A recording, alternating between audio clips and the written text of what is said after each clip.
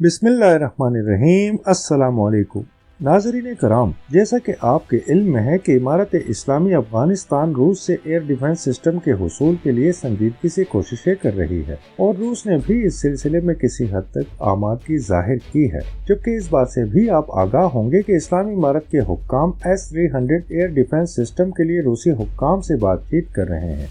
अब इस सिलसिले में एक ताज़ा पेशरफ्त ये हुई है कि रूसी हुक्काम ने यूक्रेन के साथ जंग और प्रोडक्शन के बाज़ मसाइल की वजह से अफगानिस्तान को S-300 सिस्टम की फराहमी से मुकम्मल इनकार तो नहीं किया है, लेकिन फिलहाल खामोशी इख्तियार कर ली है।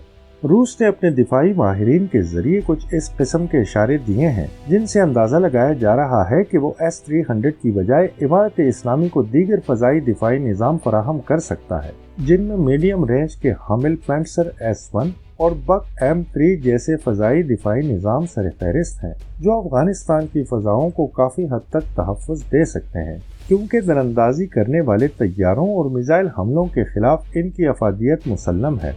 यूक्रेन के साथ लड़ाई की वजह से रूस ने अपने बहुत से फजाई दिफाई निज़ामों की एक्सपोर्ट फिलहाल मुअत्तल कर दी है, जिनमें 9K330 टोर भी शामिल है, जिसे वो यूक्रेनी महाजों पर इस्तेमाल कर रहा है। ताहम कुछ सिस्टम्स अब भी आलमी मार्केट में फरोख्त के लिए दस्तयाब हैं, जिनके ऑर्डर्स भी मौजूद हैं। कुछ भी हो, अफगानिस्तान की इस्लामी इमारत को तो फजाई दिफाई निज़ाम से गरज है। फिल वक्त S-300 ना सही, लेकिन एक ऐसा एयर डिफेंस सिस्टम लाजमी है जो अफगान फोर्सेस को इस बात का यकीन दिला सके कि वो अफगानिस्तान की फजाई हुदूद की पामाली को बआसानी रोक सकती हैं। अब पैंसर S-1 की बात की जाए तो ये self propelled surface to air missile and artillery system है, जिसकी ऑपरेशनल रेंज 20 किलोमीटर है।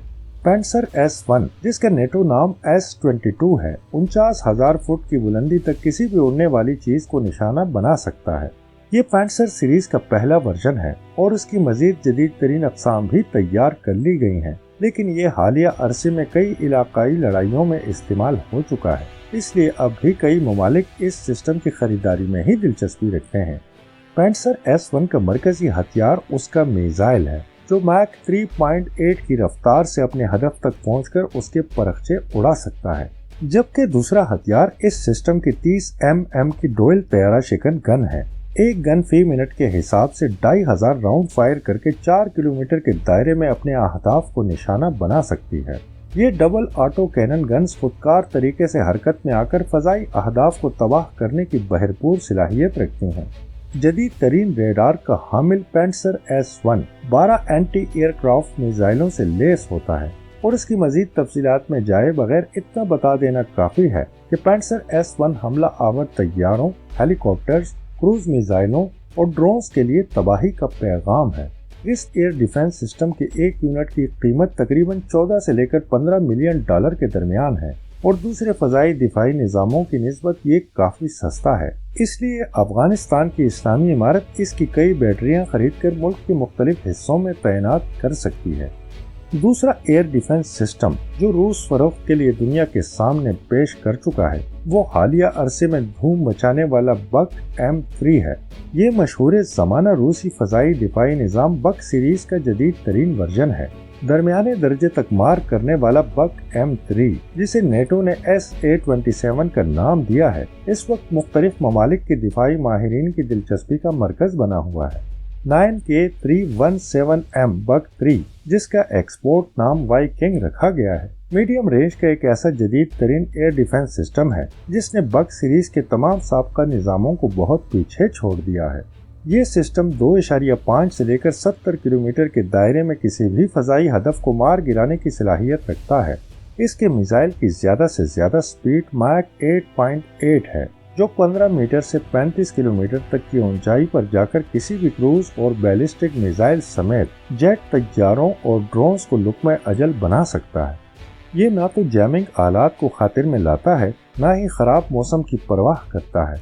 ये अपने अहदाफ को निहायत कामयाबी से तबाह व बर्बाद करने की ऐसी सलाहियतें रखता है जो कई लिहाज से हैरान कुन है।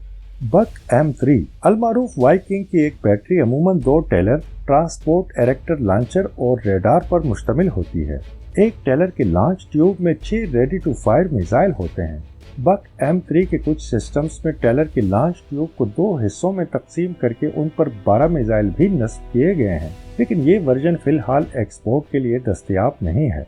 एक्टिव होमिंग रेडार से लेस बक M3 एयर डिफेंस सिस्टम किसी भी हवाई हदफ को तलाश करके फिलफौर उसकी धज्जियां उड़ाने के लिए हरकत में आ जाता है और ये किसी भी जाविये से 36 मुख्तलिफ अहदाफ को बैक वक्त इंगेज कर सकता है। देखा जाए तो ये कुछ मामलात में S-300 जैसे मारूफ सिस्टम से भी आगे निकल गया है, क्योंकि इसकी एक खूबी ये भी है कि फ़ज़ाई दिफा के साथ साथ ये समंदरी और ज़मीनी अहदाफ को भी निशाना बना सकता है। रूसी दिफाई हुक्काम इस सिस्टम को आलमी मार्केट में फ़रोख्त के लिए पेश करने के बाद इसकी ज़्यादा से ज़्यादा तशहीर कर रहे हैं और यूक्रेन के साथ जंग में इस एयर डिफेंस सिस्टम की शानदार कारकर्दगी ने इसकी मांग में अच्छा खासा इजाफा कर दिया है। इमारत इस्लामी के हुक्काम की दिलचस्पी अगरचे S-300 जैसे long range air defence system में है, लेकिन अगर रूस की जानिब से उसे पैंसर S-1 जैसा मुफीद या बक M3 जैसा कोई अच्छा सिस्टम मिल जाए तो ये भी कोई घाटे का सौदा नहीं होगा।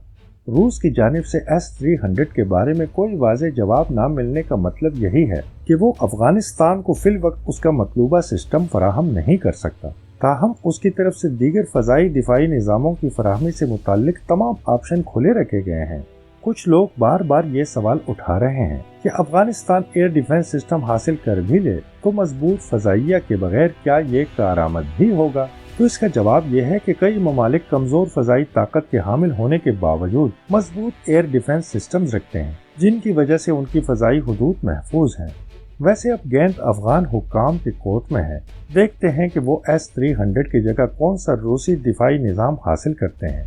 मीडियम रेंज का हामिल कोई भी निज़ाम हो, इमारत इस्लामी कम अज़ कम इस पोजीशन में ज़रूर है कि वो कई $100 मिलियन खर्च करके उसे खरीद सके। वैसे भी दिफा से बढ़कर तो कुछ भी नहीं है।